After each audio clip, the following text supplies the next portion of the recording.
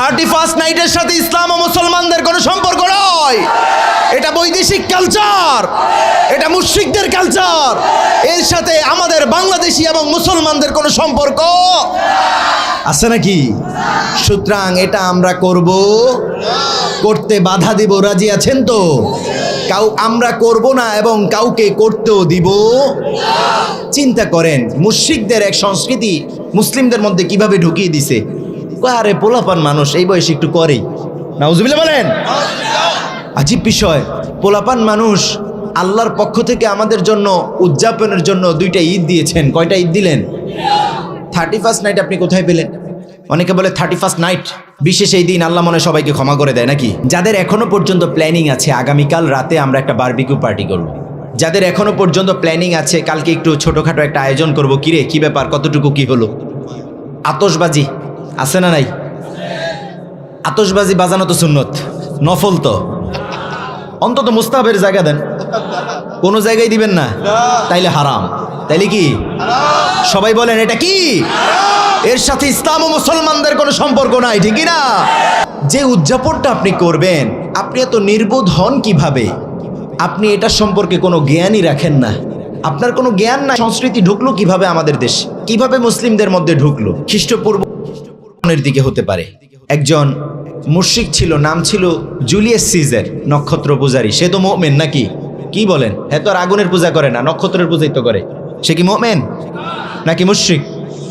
যে যার পূজা করবে এক আল্লাহর ইবাদত ছাড়া, যাকেই উপাসনা করবে, যাকেই রব হিসাবে মেনে নিবে, ইবাদতের যোগ্য বলে মনে করবে, তার সাথে ইসলামের ও মুসলমানদের কোনো সম্পর্ক, তৌহিদের কোনো সম্পর্ক আছে নাকি?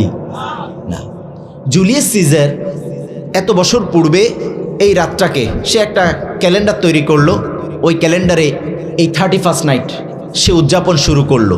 নক্ষত্র পূজারী জুলিয়াস সিজার দীর্ঘদিন এটার পরিচর্যা করলো। বহু বছর পর এসে ফ্রান্সের এক সম্রাট সে শুরু করলো আবার এই দিনকে কেন্দ্র করে এই ক্যালেন্ডারের মধ্যে ঢুকিয়ে দিল। তখন থেকে ফারস্য উপমহাদেশ সহ আমাদের মধ্যে এটা ঢুকে গেছে। নাম দিয়েছে নওরুজ। কি নাম দিয়েছে? নওরুজ মানে হচ্ছে নৌমানিত নতুন, রোজমানি দিন, নববর্ষ বা নতুন দিন। এই দিনকে কেন্দ্র করে তারা বিভিন্ন অগ্নি পূজা, নক্ষত্রের পূজা করত।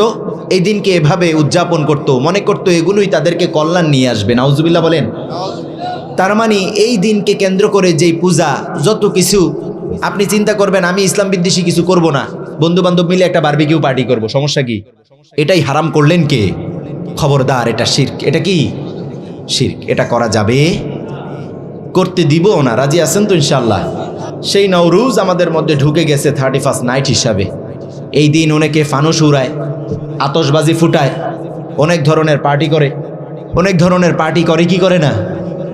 করে কি না? এগুলোর সাথে ইসলামের কোনো সম্পর্ক। খবরদার আমার ভাইয়েরা, ইমান ধ্বংস হয়ে যাবে। মুশরিকদের এমন কোনো সংস্কৃতি যেন আমাদের মধ্যে না ঢুকে, এগুলো আমরা পরিচর্যা করব না। রাজি আছেন তো ইনশাআল্লাহ? সুতরাং যেহেতু 31st নাইট, এই 31st নাইটে আমরা কোনো প্রকার উদযাপন করব না, বরং আপনি এভাবে চিন্তা করতে পারেন, একটা বছর, ইংরেজি একটা বছর চলে গেছে, আপনি রবের কাছে সিজদায় পড়ে যান, আল্লাহ অতীতের সকল গুনাহগুলো মাফ করে দেন। সামনে কতদিন বাঁচি জানি না, আপনি সামনের দিনগুলোতে আপনার রহমত, বরকত, কল্যাণ দিয়ে আপনি আমার জীবনটা উজালা করে দেন। করে দিবেন কে? করে দিবেন কে? করা যাবে তো ইনশাল্লাহ আমার ভাইয়েরা? আল্লাহ আমাদেরকে কবুল করে নেন। পড়েন আমিন। সবাই পড়ে নেন আমিন।